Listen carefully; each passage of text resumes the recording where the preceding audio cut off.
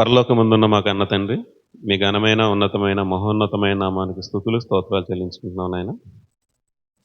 నాయన గడిచిన వారం నుంచి ఈ వారం వరకు తండ్రి, మీ సజీవమైన రెక్కల చోటును మమ్మల్ని భద్రపరిచి, మమ్మల్ని కాపాడిన విధానాన్ని బట్టి స్తోత్రాలు తండ్రి. తండ్రి, మీ వాక్యాన్ని ధ్యానించి ఉండదా, మీ ఆత్మ సహాయం నాకు దయచేయండి నాయన. వినిచున్న ప్రతి ఒక్కరికి తండ్రి, వినగలిగే చెవుని, గ్రహించగలిగే హృదయాన్ని దయచేయండి నాయన. మా అందరినీ మీ పాదాల చెంత పెట్టుకుంటూ ఈ ప్రార్థన మీ ప్రియకుమారుడు, మా ప్రియరక్షకుడు ఆయన యేసుక్రీస్తు వారి యొక్క మహోన్నతమైన నామాన ఈ ప్రార్థన మనవులు సమర్పించుకుంటున్నాం మా కన్న తండ్రి. ఆమెన్.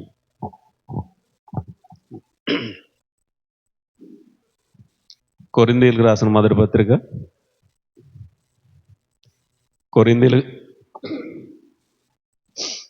కొరింథీయులకు రాసిన మొదటి పత్రిక 13వ అధ్యాయం 13వ వచనం.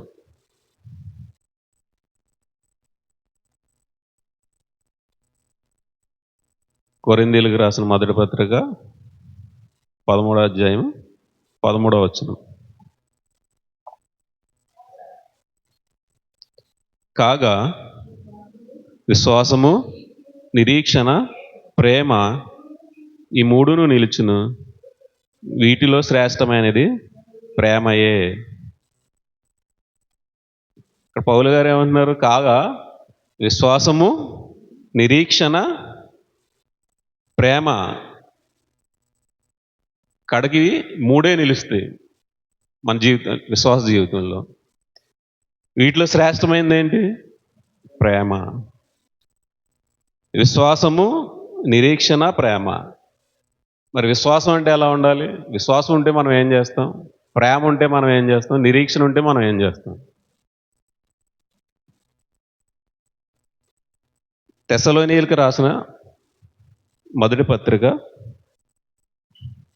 తెస్సలోనీయులకు రాసిన మొదటి పత్రిక మొదటి అధ్యాయం 2వ వచనం. విశ్వాసం ఉంటే ఏం చేస్తాం? నిరీక్షణ ఉంటే ఏం చేస్తాం? ప్రేమ ఉంటే ఏం చేస్తాం అనేది, ఏం చేయాలి అనేది ఇక్కడ పౌలు గారు మనకు తెలియజేస్తున్నారు. 2వ వచనం, విశ్వాసంతో కూడిన మీ పనిని. మనకు విశ్వాసం ఉంటే మనం ఏం చేయాలి? పని చేయాలి. ఎవరికైతే విశ్వాసం ఉందో దేవుని యందు, నేను దేవుని యందు విశ్వాసం ఉంచాను అన్నవారు ప్రతి ఒక్కరు ఏం చేయాలంటున్నారు ఇక్కడ? దేవుని యొక్క పని చెయ్యాలి. విశ్వాసంతో కూడిన మీ పనిని ప్రతి ఒక్కరు ఏం చేయాలి? విశ్వాసంతో పని చేయాలి. విశ్వాసించి ఇంట్లో కూర్చోకూడదు.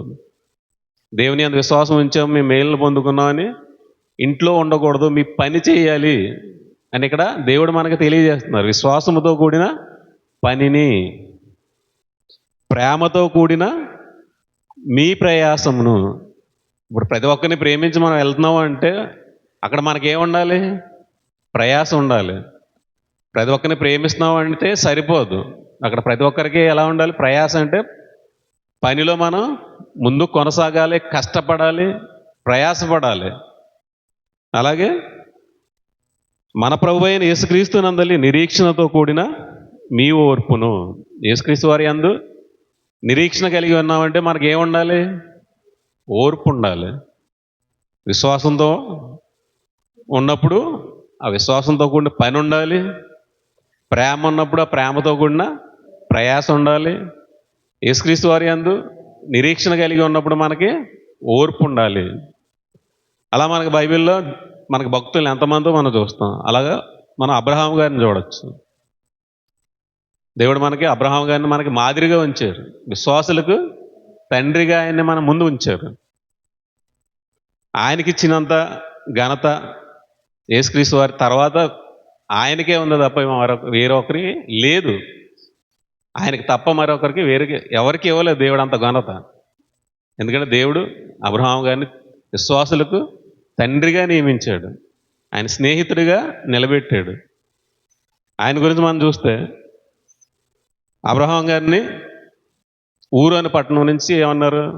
వచ్చే నువ్వు బయలుదేరి వచ్చే అన్నప్పుడు ఎక్కడికి, ఎందుకు, ఎక్కడికి వెళ్ళాలని అడగకుండా ఆయన ఏం చేశారు? ఆ ఊరు వదిలిపెట్టి, ఆ దేశాన్ని వదిలిపెట్టేసి ప్రయాణమే వచ్చేశారు. తన భార్యను, లోతు గారిని, తండ్రిని తీసుకుని బయలుదేరి వచ్చేసారు. ఎక్కడికి వెళ్తున్నావో తెలియకుండా వచ్చారు ఆయన. మనం అయితే ఎవరినైనా ఏదైనా రా అన్నప్పుడు ఎక్కడికి వెళ్ళాలి, ఎందుకు వెళ్ళాలి, ఏంటి పని అని మనం ముందు అడుగుతాం. ఆయన అడగలేదు దేవుణ్ణి. అబ్రహామును వచ్చే బయటకు అన్నప్పుడు ఆయన మొత్తం అంతా పట్టుకుని వచ్చేసారు. ఎక్కడికి వెళ్ళాలో తెలియదు, ఎందుకు రమ్మన్నారో తెలియదు. అలాంటి విశ్వాసంతో అబ్రహాం గారు ఏం చేశారు? దేవుని మాట నమ్మి విశ్వసించి బయటకు వచ్చారు. వచ్చిన తర్వాత దేవుడు అబ్రహాము గారిని ఆశీర్వదించి, నీకు నీ కుమారుని ఇస్తాను, నీ కుమారుని ద్వారా, నీ కుమారుడైన ఇస్సాకు ద్వారా నేను అనేకులు నీ జనాంగంగా ఉంటుంది, నేను ఆశీర్వదిస్తాను అని చెప్పి ఇస్సాకుని ఇచ్చిన తర్వాత అబ్రహాము గారు ఏం చేశారు? తన కుమారుని ప్రేమించాడు. ప్రేమించిన తర్వాత దేవుడు ఏమన్నారు? ఆదికాండం 22వ అధ్యాయము 2వ వచనం. అప్పుడు ఆయన, నీకు ఒక్కడై ఉన్న నీ కుమారుణ్ణి, అనగా నీవు ప్రేమించు ఇస్సాకును తీసుకుని మోరియా దేశమునకు వెళ్ళి అక్కడ నేను నీతో చెప్పబోవు పర్వతములలో ఒకదాని మీద దహన బలిగా అతన్ని అర్పించమని చెప్పాను. దేవుణ్ణి ప్రేమించడం మానేసి అబ్రహాం గారు ఎటు మళ్ళీపోయారు? కొడుకుని ప్రేమించడానికి మళ్ళీపోయినప్పుడు దేవుడు ఏమన్నాడు? అబ్రహామా, నీవు ప్రేమించు ఇస్సాకుని నువ్వు నాకు బలిగా అర్పించు. మోరియా దేశానికి వెళ్ళి అక్కడ నేను చూపించే పర్వతంలో ఒకదాని మీద తీసుకెళ్ళి నువ్వు ఇస్సాకుని బలిగా అర్పించు అన్నప్పుడు అబ్రహాము గారు మారు మాట్లాడకుండా బలి ఇచ్చారు. ఇవ్వడానికి తన కుమారుని తీసుకెళ్ళారు. దేవుని అందు విశ్వాసం ఉంచి వారు ఏం చేస్తారు? దేవుడు చెప్పే పనిని చేస్తారు. హెబ్రీయులకు రాసిన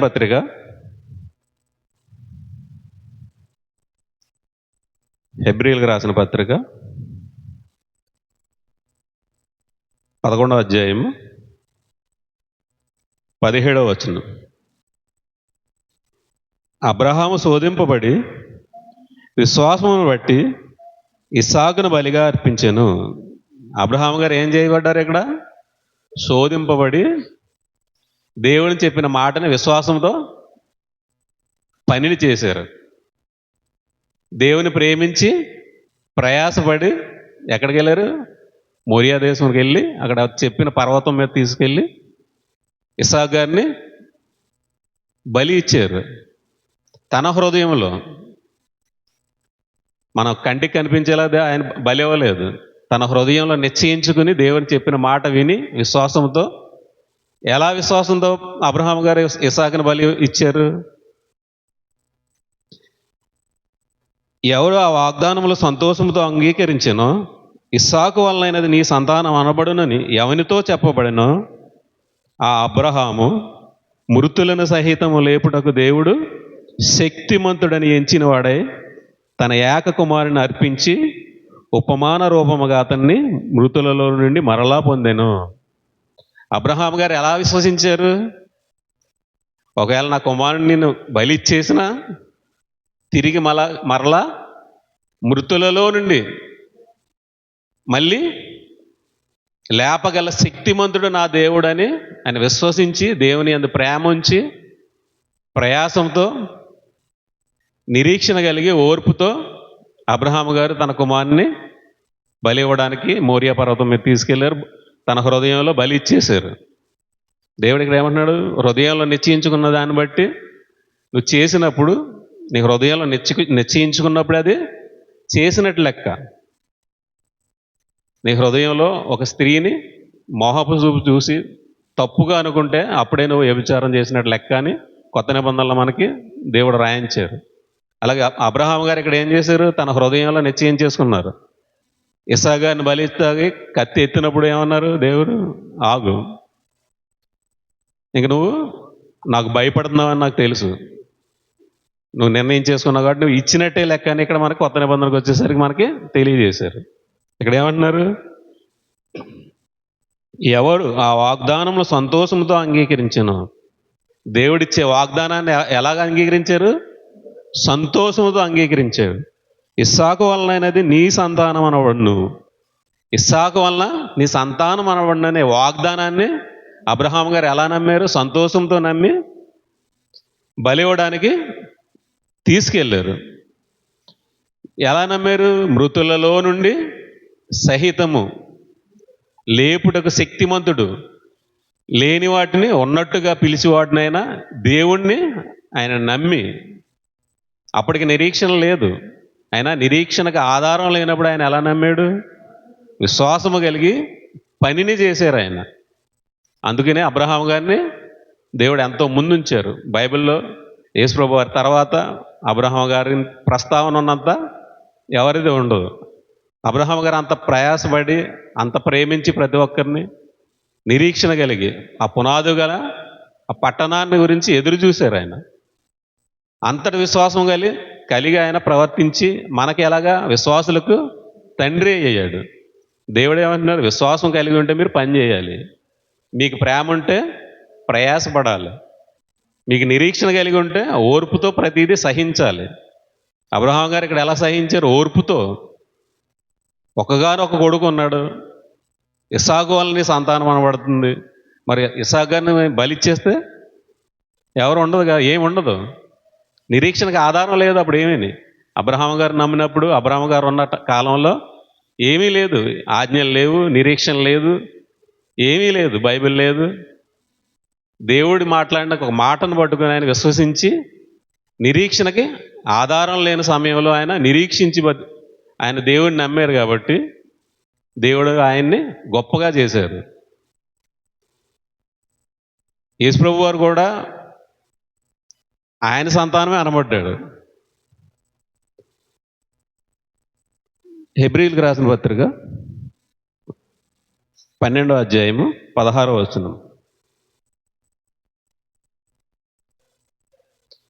క్షమించండి, 2వ అధ్యాయం 16వ వచనం. ఏలయనగా ఆయన ఎంత మాత్రమును దేవదూతల స్వభావమును ధరించుకొనక అబ్రహాము సంతాన స్వభావమును ధరించుకుని ఉన్నాడు. అబ్రహాము గారు ఎలాగైతే విశ్వసించి విశ్వాసులకు తండ్రి అయిన ఎలాగయ్యారో అలాంటి స్వభావాన్ని యేసుప్రభు వారు ధరించుకున్నారు.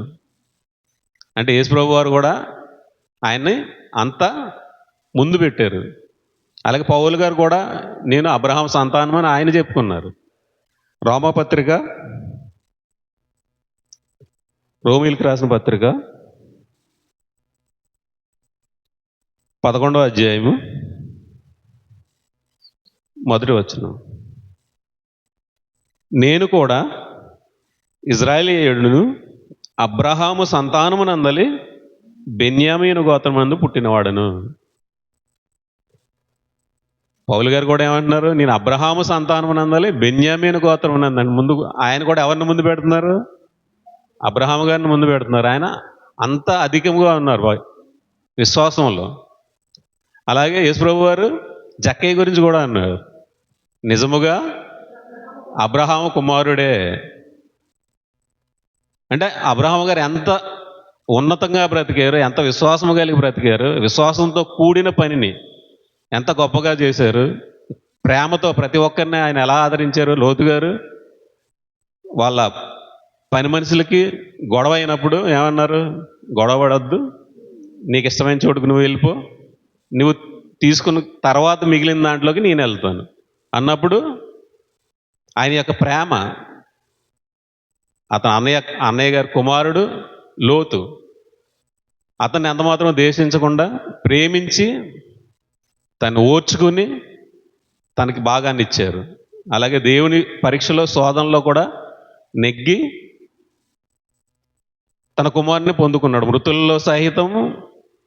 మృతులను సైతం లేపగల శక్తిమంతుడని దేవుడిని నమ్మి తన కుమారుని మళ్ళా ఉపమాన రీతిగా పొందుకున్నాడు. అలా నమ్మిన అబ్రహాం గారికి మరి పరలోకం వచ్చిందా? మనకు బైబిల్లోనే తెలియజేశారు దేవుడు. లూకాసు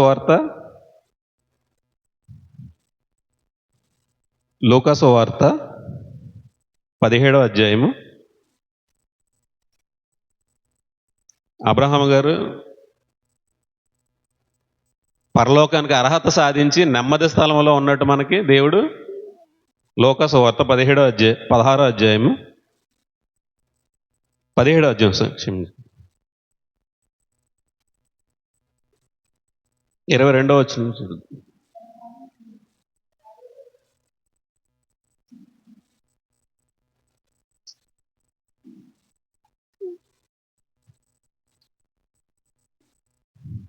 పదహారు 22. ఆ దరిద్రుడు చనిపోయి దేవదూతల చేత అబ్రహాము రొమ్మున ఆనుకొనుటకు కొనుపోబడెను. అబ్రహాం గారు ఎక్కడున్నారు? నెమ్మది స్థలంలో, పరదేశిలో ఉన్నారు. ఆ పునాది గల పట్టణం గురించి ఎదురు చూసిన అబ్రహాము గారు పరలోకానికి అర్హత సాధించి నెమ్మది పొందే స్థలంలో ఆయన కూర్చుండబెట్టబడ్డాడు. అక్కడ కూడా ఆయన ఆధిక్యతలోనే ఉన్నారు. మిగతా ఎవరి పేర్లు అక్కడ పరదేశంలో మనకి దేవుడు తెలియజేయలేదు. కేవలం అబ్రహాము గారు మాత్రమే అక్కడ పెద్దగా ఉంచినట్టు ఉంది. అబ్రహాము గారి రొమ్మున ఆనుకొనుటకు. ఇక్కడ లాజరు గారు జీవితం అంతా ఇబ్బందులు పడి తిండి లేక దేవుని యందు భయభక్తులు గల బ్రతికిన లాజరు గారిని ఎవరి యొద్దకు తీసుకెళ్లారు? అబ్రహాము గారు రొమ్మున ఆనుకొనుటకు తీసుకెళ్లారు. జీవితకాలం ఆ ధనవంతుడు ఏం చేశాడు? తన సుఖాన్ని అనుభవించి యాతన స్థానాలకు వెళ్ళాడు. లాజరు గారు అబ్రహాము రొమ్మున ఆనుకొనుటకు పరదేశికి తీసుకెళ్ళబడ్డారు. అంటే అబ్రహాము గారికి ఎంత ఆధిక్యత ఇచ్చారు? అక్కడ కూడా పరదేశిలో కూడా ఆయన ఆధిక్యంలోనే ఉన్నారు. అక్కడ కూడా ఆయన ప్రతి ఒక్కరిని ఆదరిస్తున్నారు. తండ్రి అయిన అబ్రహామా అంటున్నారు అక్కడ కూడా. ఈ లోకంలో, ఈ భూమి మీద కూడా తండ్రిగానే, విశ్వాసులకు తండ్రిగా ఉన్నాడు. అక్కడ కూడా తండ్రిగానే ఉన్నాడు. దేవుని గురించి అంత గొప్పగా బ్రతికిన వారిని దేవుడు అప్పుడు ఆ ఉన్నత స్థానంలోనే ఉంచుతాడు దేవుడు. అబ్రహాం గారి సంతానం అని ఇజ్రాయేల్ కూడా చెప్పుకుంటూ వాళ్ళ బ్రతుకులు ఎలా ఉన్నాయి? వాళ్ళ విశ్వాసంలో కొనసాగలిగారా? అబ్రహాం సంతానాన్ని ఆశీర్వదిస్తా అన్నప్పుడు ఇజ్రాయేల్ ఏం చేశారు? సమూయేలు గారు మొదటి గ్రంథం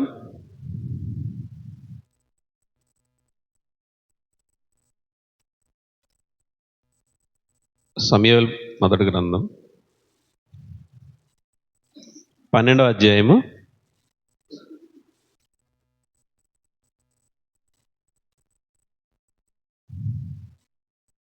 14వ వచనం. రాజు కావాలని దేవుని మీద విశ్వాసం ఉంచలేక, మాకు రాజు అయితే మా ముందుండి యుద్ధం చేస్తాడు, మాకు రాజు కావాలని దేవుని అడిగినప్పుడు దేవుడు వాళ్ళకి రాజుగా సౌలు గారిని నియమించి సమూయేలు గారితో చెప్తున్నప్పుడు సమూయేలు గారు వీళ్ళని మొత్తం అందరిని పిలిచి వాళ్ళని హెచ్చరిస్తున్నారు. మీరు దేవుని యందు నమ్మకం ఉంచలేదు, విశ్వాసం ఉంచలేదు, అయినా మీకు రాజుని ఇస్తున్నాడు, మీరు ఎలా బ్రతకాలని అక్కడ సమూయేలు గారు ఆజ్ఞలు ఇస్తున్నారు. 14వ వచనం. మీరు యెహోవా యందు భయభక్తులు కలిగి ఆయన మాటలు విని ఆయన సేవించి ఆయన ఆజ్ఞను భంగము చేయక మీరును మిమ్మల్ని ఏ రాజును మీ దేవుడైన యెహోవాను అనుసరించిన ఎడల మీకు క్షేమము కలుగును. సరే, మీరు రాజు కావాలన్నారు, మీకు రాజుని ఇస్తున్నాను. ఈ రాజుని ఇచ్చిన తర్వాత మీరు ఎలా బ్రతకాలి? భయభక్తులు కలిగి ఆయన సేవించుకుంటూ ఆయన ఆజ్ఞాన్ని భంగము చేయకుండా మీరు ఆయన హస్తానికి విరోధంగా మీరు బ్రతకకుండా మీరు ఆయన సేవిస్తూ ఉంటే ఆయన హస్తం మీకు ఎప్పుడు విరోధముగా ఉండదు. ఒకవేళ ఆయన మాట వినకుండా మీరు ఆయన ఆజ్ఞను అనుసరించకుండా మీ ఇష్టానుసారంగా వెళ్తే 15వ వచనం. అయితే యెహోవా మాట వినక ఆయన ఆజ్ఞను భంగము చేసిన ఎడల యెహోవా హస్తం మీకు మీ పితరులకు విరోధముగా ఉండినట్లు మీకును విరోధముగా ఉండును.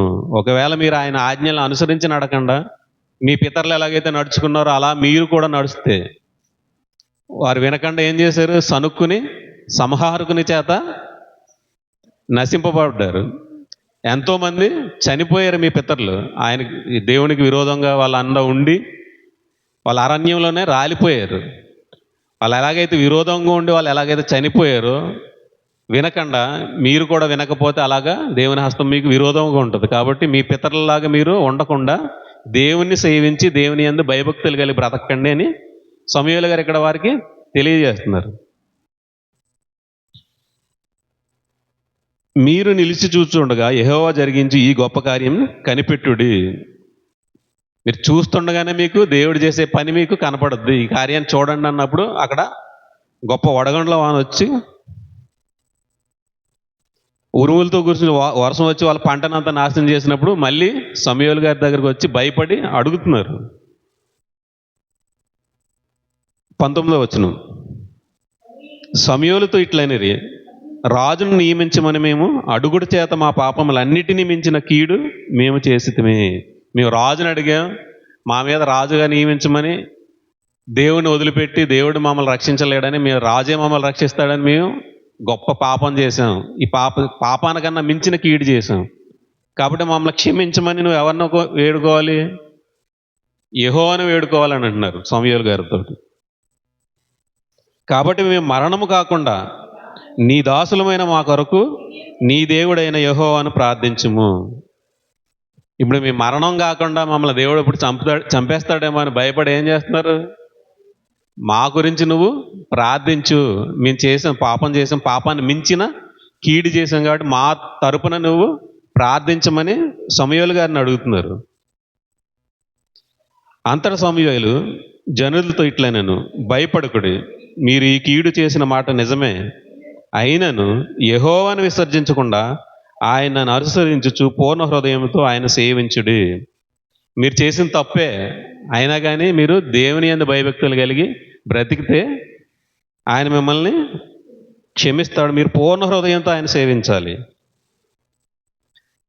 ఆయన విసర్జింపకుడి, ఆయన విసర్జించువారు ప్రయోజనమాలినవై రక్షింపలేని మాయా స్వరూపములను అనుసరించుదురు. ఎప్పుడైతే ఆయన అనుసరించకుండా మీ ఇష్టానుసారంగా వెళ్ళిపోతారో అప్పుడు ఎవరిని అనుసరిస్తున్నారు?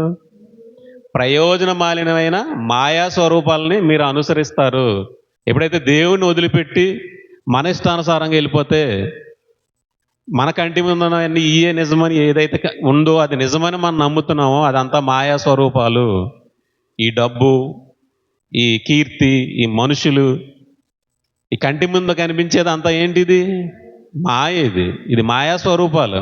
వీటిని నమ్ముకుంటే ఎప్పుడు నమ్ముకుంటారు మీరు? వీటిని ఎప్పుడు అనుసరిస్తారు? దేవుణ్ణి వదిలిపెట్టినప్పుడు. దేవుణ్ణి నమ్మకుండా ఆయన యందు భయభక్తులు లేకుండా ఎప్పుడైతే మీ ఇష్టానుసారంగా వెళ్ళిపోతారో అప్పుడు మీరు దేన్ని అనుసరిస్తారు? మాయా స్వరూపాలని, మీ కంటి ముందు ఉన్నదాన్ని నమ్ముతారు. నిజముగా అవి మాయే. నిజంగా అది మాయది. మీరు కంటి మీద ఉన్నదంతా మీరు నిజమని నమ్ముతున్నారు. దేవుణ్ణి వదిలిపెట్టి ఎప్పుడైతే బయటికి వెళ్తారో అప్పుడు మీరు మాయా స్వరూపాలను నమ్ముతారు, మాయలో పడిపోతారు. ఇదంతా నిజం కాదు. నా ఆస్తి నిజం, నా కీర్తి నిజం, నా డబ్బు నిజం అని ఎప్పుడైతే నువ్వు వాటి వెనక వెళ్ళిపోతున్నావో అదంతా మాయ, ఒట్టి మాయ. మీరు దాన్ని నమ్మొద్దు. మీరు దేవుని వదిలిపెట్టారో ఆ మాయలో పడిపోతారు. నిజంగా అది మాయ అని ఇక్కడ సమూయేలు గారు ఇజ్రాయేల్కి చెప్తున్నారు. ఈరోజు మనకు కూడా దేవుడు తెలియజేస్తున్నారు, ఇదంతా మాయ. మీరు దేవుని వదిలిపెట్టి వెళ్ళిపోయారా మీరు మాయలో పడిపోతారు, మాయా స్వరూపాలను అనుసరిస్తారంటున్నారు. ఇక్కడ మనం అనుసరించి దేన్ని అనుసరిస్తున్నాం? దేవుని అనుసరిస్తే మనకు నిత్య జీవం ఉంటుంది. దేవుని వదిలిపెడితే మాయా స్వరూపాలను అనుసరిస్తారు. అది నిజంగా మాయ. అది కంటి ముందు కనిపించేది అంతా మాయ, అది నిజం కాదు.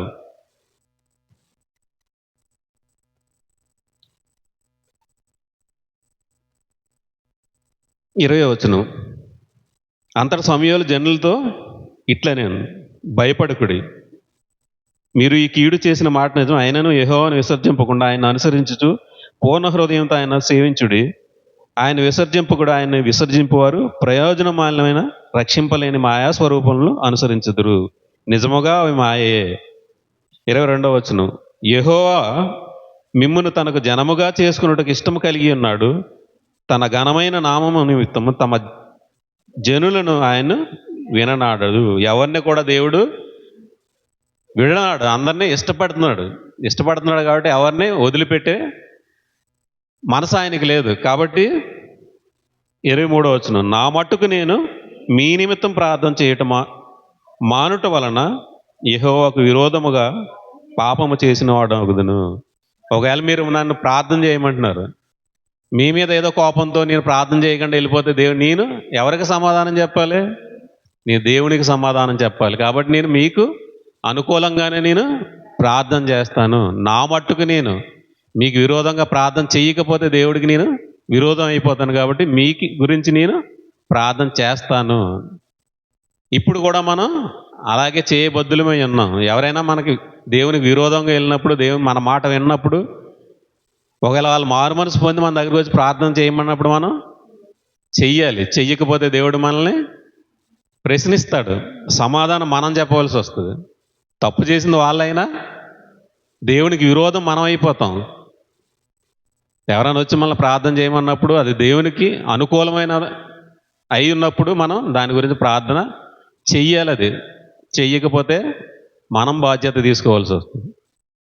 దేవునికి విరోధం మనం అయిపోతాం. కాబట్టి అక్కడ సమూయేలు గారు ఏమంటున్నారు? మీరు మారు మనసు పొంది అడుగుతున్నారు కాబట్టి మీ నిమిత్తం నేను ప్రార్థన చేస్తాను, చెయ్యకపోతే నేను దేవునికి విరోధం అయిపోతాను. కాబట్టి ఇజ్రాయేల్ విశ్వాసం ఉంచలేకపోయారు, దేవుని యందు భయభక్తులు లేకుండా ఉన్నారు. కాబట్టి దేవుడు వాళ్ళు కూడా మారమనే వారికి చెప్పారు. విశ్వాసం ఉంచండి, ప్రేమ కలిగి ఉండండి, నిరీక్షణ కలిగి ఉండండి వారికి తెలియజేశారు. వారు ఎవరిని అంటున్నారు? మేము అబ్రహాము సంతానం అంటున్నారు, కానీ అబ్రహాము గారికి ఉన్న విశ్వాసం కానీ, ప్రేమ కానీ, నిరీక్షణ కానీ వారికి లేదు. కొత్త నిబంధనకు వచ్చేసరికి విశ్వాసానికి తండ్రి అయిన అబ్రహాము గారిని తర్వాత ఎవరు వచ్చారు? ఇప్పుడు మనకి కొత్త నిబంధనకు వచ్చేసరికి యేసుప్రభు వారు. యేసుప్రభు వారు కూడా తన పనిని ఏదైతే దేవుడు చెప్పారో ఆ పనిని చెప్పినట్టు దేవుడికి అప్పచెప్పారు యేసుప్రభు వారు. యోహాను సువార్త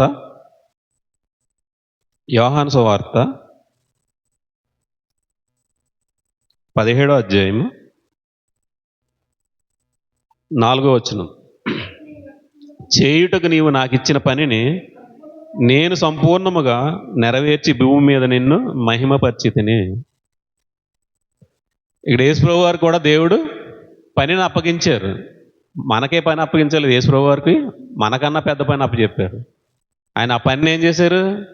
చేయుటకు నీవు నాకు ఇచ్చిన పనిని నేను సంపూర్ణముగా నెరవేర్చాను అంటున్నారు. ఆయన నెరవేర్చి దేవునికి అప్పచెపుతున్నారు. దేవుని యందు విశ్వాసం ఉంచి ఆయన ఏం చేశారు? ఆయనకి ఇచ్చిన పనిని ఆయన పూర్తి చేశారు. 26వ వచనం, నీవు నా యందు ఉంచిన ప్రేమ వారి యందు ఉండునట్లు నేను వారి యందు ఉండునట్లును వారికి నీ నామము తెలియజేసి తిని. ఇప్పుడు ఈ ప్రేమ ఎక్కడి నుంచి వచ్చింది? ప్రేమ అంటే ప్రయాసపడతాం. ప్రేమ ఎవరు పెట్టారు? యేసుప్రభు వారిలో కూడా దేవుడే పెట్టాడు. నీవు నా యందు ఉంచిన ప్రేమ, ఈ ప్రేమనే మనకి యేసుప్రభు వారు మనకి తెలియజేశారు. ఆ ప్రేమతోనే ఆయన ప్రయాసపడి మనకి పునరుద్ధానాన్ని ఇచ్చారు, నిత్య జీవాన్ని ఇచ్చారు.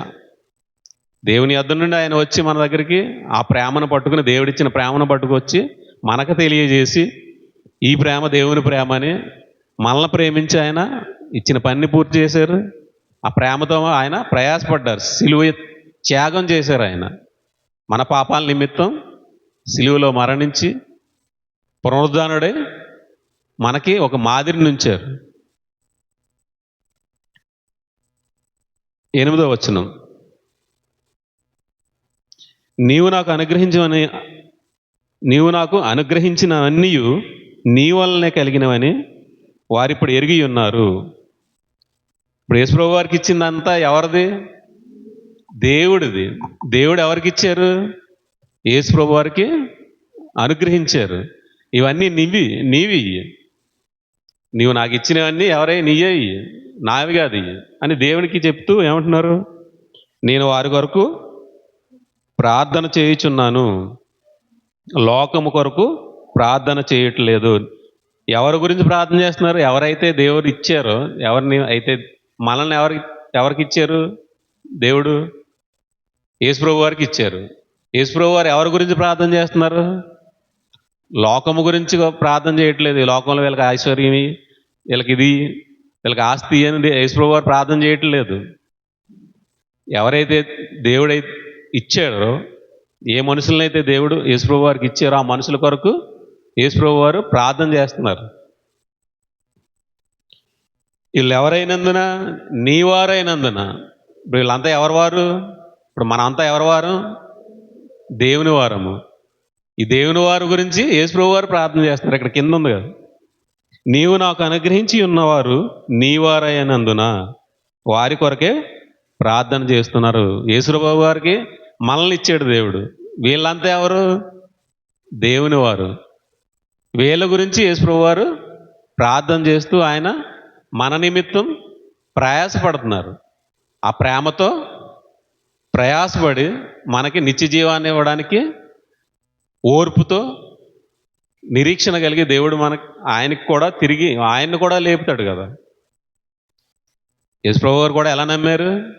నిరీక్షణ కలిగి, మృతుల్లో నుండి తన్ను కూడా లేపగలిగే శక్తిమంతుడని దేవుడని నమ్మి కూడా ఆయన యందు ఓర్పు కలిగి నిరీక్షించారు.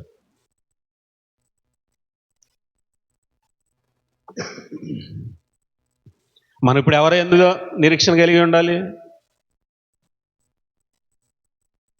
యేసుక్రీస్తు వారి యందు మనం నిరీక్షణ కలిగి ఉండాలి.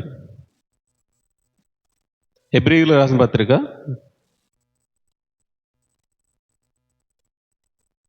1 గలతీ పత్రిక చూద్దాం. ఇప్పుడు ముందుగా అయితే అబ్రహాము గారిని చూశారు ఇజ్రాయేల్ అందరూ, విశ్వాసులకు తండ్రిని. ఆయన వైపు చూచి మా తండ్రి అబ్రహాము గారు అని ఇజ్రాయేల్ అంతా చూశారు. ఇప్పుడు మనం ఎవరి వైపు చూడాలి? గలతీ పత్రిక 3వ అధ్యాయము 13వ వచనం. ఆత్మను గూర్చిన వాగ్దానము విశ్వాసము వలన మనకు లభించినట్లు అబ్రహాము పొందిన ఆశీర్వచనము క్రీస్తు యేసు ద్వారా అన్యజనులకు కలుగుటకై క్రీస్తు మన కోసము శాపమై మనల్ని ధర్మశాస్త్రం యొక్క శాపం నుండి విమోచించెను. ఇప్పుడు అబ్రహాము గారి ద్వారా మనకి విశ్వాసులకు తండ్రి ఆయన అయినా మనకి ఇప్పుడు ఎవరిని ఇచ్చారు?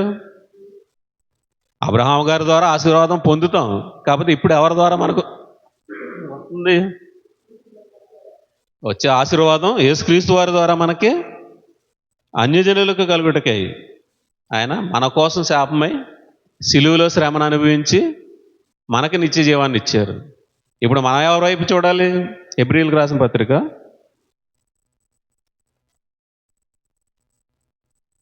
12వ అధ్యాయము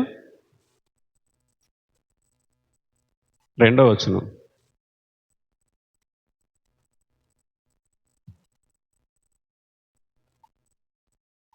ఇంత గొప్ప సాక్షి సమూహము మేఘం వలె మనల్ని ఆవరించి ఉన్నందున మనము కూడా ప్రతి భారమును సులువుగా చిక్కులు పెట్టు పాపమును విడిచిపెట్టి. ఇప్పుడు మన ముందు ఎంత గొప్ప సాక్షి సమూహం అన్నా మేఘం వల్ల మనల్ని ఆవరించి ఉంది. మనం ఏం చేయాలి? ప్రతి భారాన్ని సులువుగా చిక్కులు పెట్టే పాపాన్ని విడిచిపెట్టి ఎవరి వైపు చూడాలి? ఇప్పుడు విశ్వాసమునకు కర్తయు దాన్ని కొనసాగించువాడునైనా యేసు వైపు చూచు. ఇప్పుడు మనకు నిరీక్షణ ఎవరి వైపు ఉండాలి? మన విశ్వాసం ఎవరి వైపు ఉండాలి? విశ్వాసానికి కర్త ఎవరు? ఇప్పుడు యేసుక్రీస్తు వారి. ఆయన ఎందు విశ్వాసం ఉంచినప్పుడు మనం ఏం చేయాలి? మనం ఆయన్ని ప్రజల్లో ప్రకటించాలి. ఆయన ఎందు విశ్వాసం ఉంచినప్పుడు మనం ఏం చేయాలి?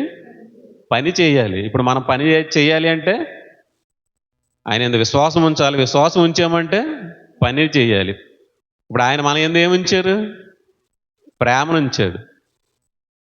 దేవుడు ఏదైతే యేసుప్రభు వారి యందు ప్రేమ ఉంచారో ఆ ప్రేమను మనకి తెలియజేశారు. ఆ ప్రేమను ఉన్నప్పుడు మనం ఏం చేయాలి? ప్రయాసపడాలి. మనం నిరీక్షణ కలిగి, ఓర్పు కలిగి ఆయన మళ్ళీ మనల్ని తిరిగి లేపుతాడు. ఎన్ని శ్రమలు వచ్చినా, ఎన్ని ఇబ్బందులు వచ్చినా తిరిగి లేపగలిగే శక్తివంతుడు దేవుడు ఉన్నాడని మనం యేసుప్రభు వారి యందు విశ్వాసం ఉంచి ప్రేమతో ప్రయాసపడి నిరీక్షణతో ఓర్పుతో మనం ముందుకు కొనసాగాలి. ఇప్పుడు యేసుప్రభు వారు ఎలాగా ఈ పందెం ఇప్పుడు అక్కడ ఏముంది ఇక్కడ? యేసు వైపు చూచు తన ఎదుట ఉంచబడిన పందెములో ఓపికతో పరిగెత్తుంపు. యేసు ప్రభు వారి యొక్క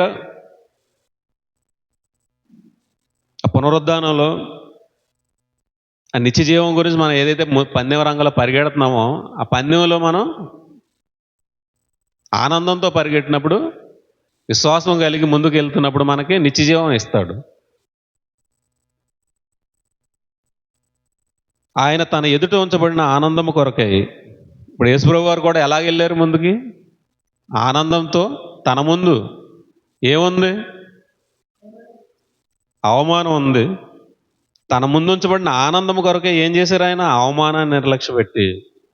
యేసుప్రభు వారు కూడా పందెం రంగంలో ఎలా వెళ్ళారు? ఆనందం, నా ముందు ఆనందం ఉందని దేవుడు ఈ మొత్తం ఈ రాజ్యాన్ని తనకు అప్పగించినప్పుడు, ఈ సంఘానికి శిరస్సుగా ఆయన చేసినప్పుడు, ఈ సంఘం నాకు ఇస్తాడు దేవుడు, దీని మీద నన్ను శిరస్సుగా ఉంచాడు, వీళ్ళందరినీ తీసుకుని మళ్ళీ నేను దేవునికి అప్పచెప్తాననే ఆనందం యేసుప్రభు వారికి ఉంది.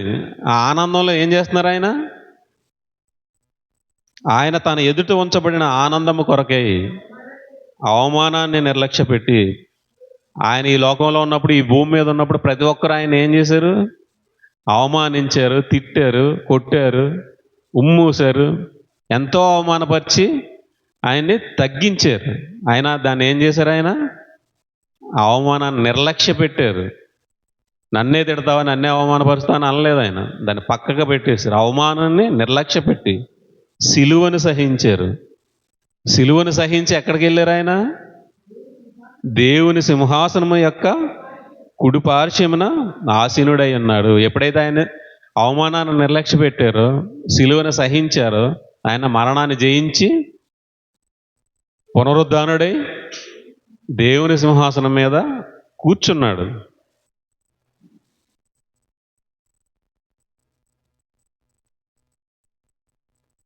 ఎప్పుడైతే మనకి ఈ పందెం రంగంలో మనం ముందుకు వెళ్తున్నాం, విశ్వాసంతో పని చేసుకుంటూ ప్రేమ కలిగి ప్రయాసపడుతున్నామో, అప్పుడు మనకి ఏమొస్తుంది?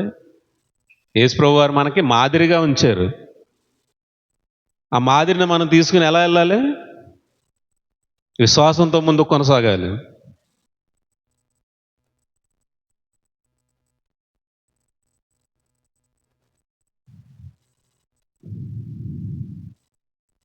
రోమపత్రిక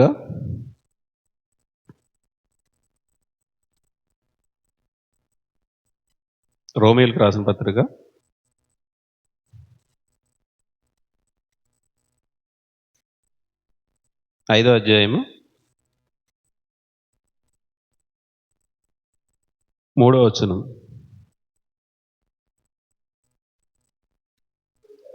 అంతేకాదు శ్రమ ఓర్పును, ఓర్పు పరీక్షను, పరీక్ష నిరీక్షణను కలుగజేయనని ఎరిగి శ్రమలయందు అతిశయపడదము. మనకి శ్రమ వచ్చినప్పుడు మనం ఏం చేయాలి? ఓర్చుకోవాలి. శ్రమ ఏం చేస్తుంది? ఓర్పును, ఓర్పు పరీక్షను, పరీక్ష నిరీక్షణను కలుగజేయనని ఎరిగి శ్రమలయందును అతిశయపడతాం. మనం మాదిరిగా యేసుప్రభు వారిని మనం ముందుంచుకున్నప్పుడు, మనం శ్రమ వచ్చినా, హింస వచ్చినా, మన నిరీక్షణ కలిగి ఆనందంతో మనకు ముందు రాబోయే ఆ ఆనందం కొరకు మనం ఏం చేస్తాం? ప్రతి శ్రమని, ప్రతి అవమానాన్ని నిర్లక్ష్య పెట్టి మనం పద్దెనిమిది రంగంలో ముందుకు కొనసాగుతాం. మన ఆయన యందు విశ్వాసం ఉంచినప్పుడు మనం ఏం చేస్తాం? పని చేస్తాం. ప్రేమ కలిగి ఉన్నప్పుడు ప్రయాసపడతాం. నిరీక్షణ కలిగి ఉన్నప్పుడు, ఆయన యందు నిరీక్షణ కలిగి ఉన్నప్పుడు మన ఓర్పుతో ప్రతిదాన్ని సహించుకుని మనం ముందుకు కొనసాగుతాం. ఇప్పుడు విశ్వాసం ఒకటే ఉంది అంటే పని అవ్వదు, పని చెయ్యాలి. నాకు ప్రేమ ఉంది అంటే ప్రయాసపడాలి. నేను నిరీక్షణ కలిగి ఉన్నాను అంటే మనకు ఓర్పు కావాలి. మన పని చేయడానికి వెళ్ళినప్పుడు సమాజంలో ఎన్నో ఇబ్బందులు ఎదురవుతాయి, ఎన్నో శ్రమలు ఎదురవుతాయి. మనం పొందబోయే శ్రమలు ఎన్నో ఉంటాయి. ఆ శ్రమలను మనం నిర్లక్ష్య పెట్టాలి. అవమానాన్ని నిర్లక్ష్య పెట్టి శ్రమలు సహించాలి. ప్రతి సమస్యని అధిగమించి మనం ముందుకు కొనసాగుతున్నప్పుడు ప్రతి విషయంలో మనకి ఆనందం ఉంటుంది. ఈ ఆనందాన్ని మనం ఎల్లప్పుడూ మనం కొనసాగించుకోవాలి.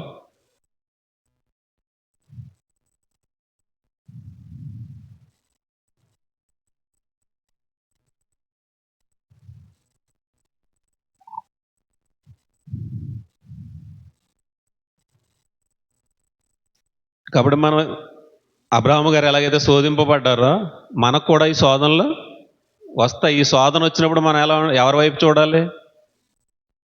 యేసు వైపు చూడాలి. యేసు ప్రభు వారి వైపు మనం చూసినప్పుడు ఆయన కూడా మనకి సహాయం చేయగలవాడే అన్నాడు. హెబ్రీయుల పత్రికలో మనకు ఉంటుంది. హెబ్రీయులకు రాసిన పత్రిక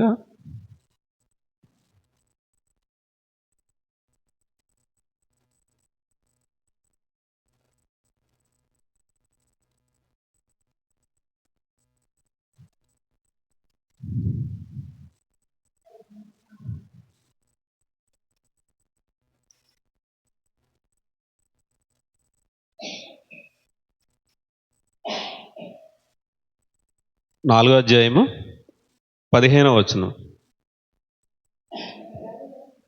మన ప్రధాన యాజకుడు మన బలహీనతల యందు మనతో సహానుభవం లేడువాడు కాడు కానీ సమస్త విషయంలో మన వలె శోధింపబడినను ఆయన పాపం లేనివాడుగా ఉండెను గనుక మనము కనికరింపబడి సమయోచితమైన సహాయం కొరకు కృప పొందునట్లు ధైర్యంతో కృపాసనం వద్దకు చేరుదాము.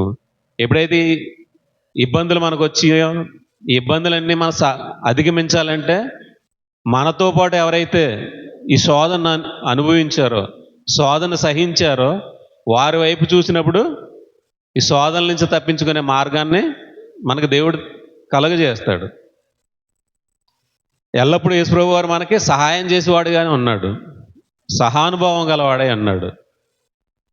కాబట్టి మనం విశ్వాసం కలిగి ఉన్నప్పుడు పని చేయాలి, ప్రేమ కలిగి ఉన్నప్పుడు ప్రయాసపడాలి, నిరీక్షణ కలిగి ఉన్నప్పుడు ఓర్పుతో ఉండాలి.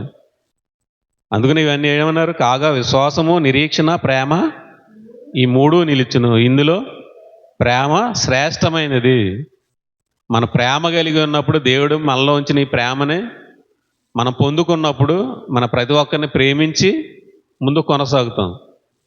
ఎప్పుడైతే మనం ఈ లోకం వైపు చూసామో దేవుని వదిలిపెట్టి దేవుని యొక్క ఆజ్ఞలు వదిలిపెట్టి బయటకు వెళ్తామో అప్పుడు మనం దేన్ని అనుసరిస్తాం?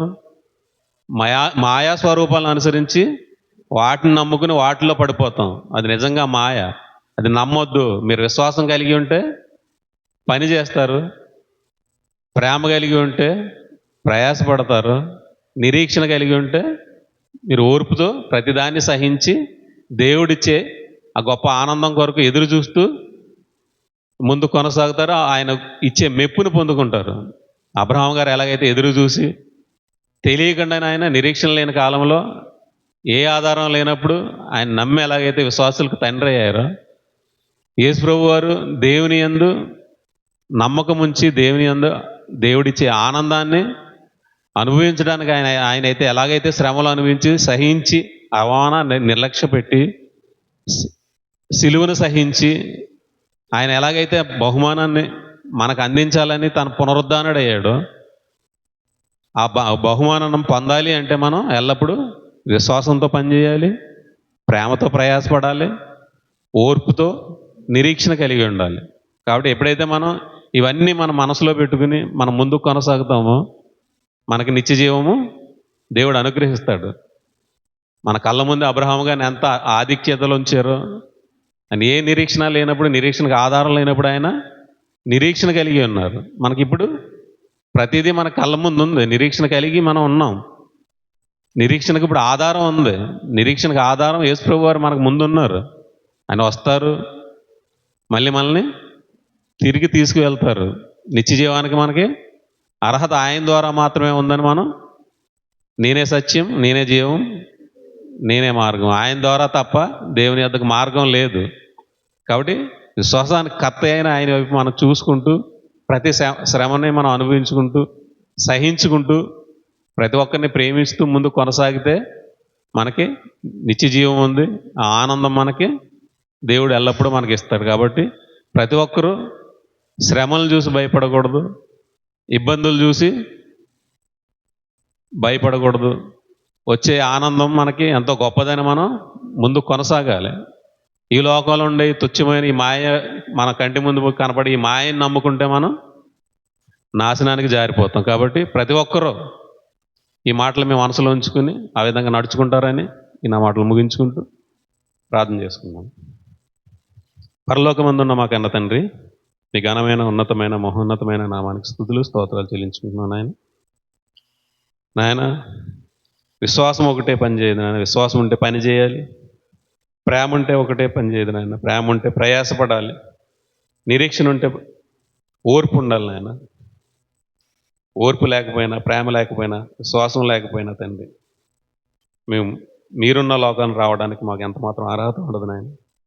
మేము పని చేస్తూ ప్రయాసపడుతూ ఓర్పుతో తండ్రి మా ముందున్న ఆ లోకాన్ని స్వతంత్రించుకున్నట్టు తండ్రి మీ ఆత్మ సహాయాన్ని మాకు దయచేయండి నాయన.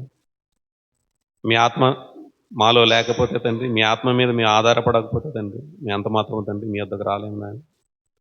తండ్రి యేసుక్రీస్తు వారు చేసిన త్యాగాన్ని తండ్రి మా మనసులో ఉంచుకుని ఆత్మ సహాయంతో తండ్రి ఎల్లప్పుడూ తండ్రి మీ సన్నిధిలో ఉంటూ భయభక్తులు కలిగి బ్రతకడానికి తండ్రి సహాయం చేయమని యేసుక్రీస్తు వారి పేరట ఈ ప్రార్థన మనలో సమర్పించుకుంటున్నాం మా కన్న తండ్రి. ఆమేన్. అందరికీ వందనాలు.